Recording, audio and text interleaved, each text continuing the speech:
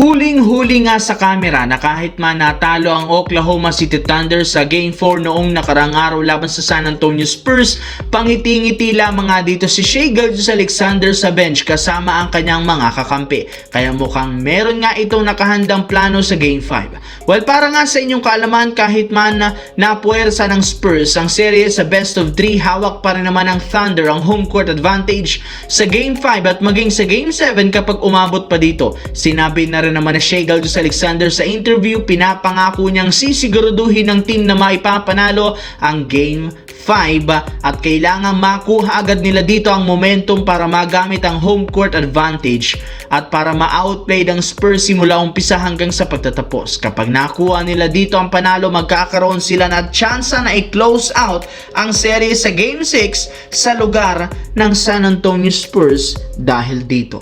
Samantala, sobrang dismayado ang buong fanbase ng Cleveland Cavaliers sa pagkakawalis nila sa Eastern Conference Finals laban sa New York Knicks. Hindi man lang pumalag ang team na ito sa Game 4 at hindi nila nagamit ng maayos ang home court advantage.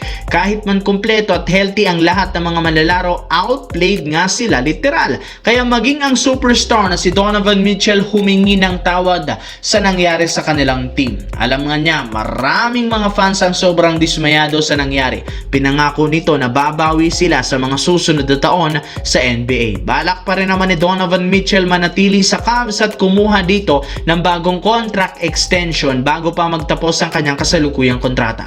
Malaki pa rin naman ang kanyang tiwala sa team, sadyang kailangan lang naman nilang gumawa ng ilang mga pagbabago para mapalakas ang kanilang lineup next season, lalo na ang kanilang mga wing defender. Samantala, and speaking of Cavaliers, isa nga sa mga pagbabago na pwedeng gawin ng front office sa off-season ang posibilidad na pagpapabalik nila sa kanilang dating superstar na si LeBron James. May ilang mga analysts ang nagsabi si LeBron ang nag-iisang leader na kailangan ngayon ng Cavaliers para maging isang ganap na championship contender. Maging ang mismong team owner na si Dan Gilbert willing bigyan si LeBron ng kontrata kapag naging isa na itong ganap na free agent sa off-season. Payag rin naman silang papirmahin ito ng mas malaking kontrata na hindi afford ibigay sa kanya ng ibang kupunan.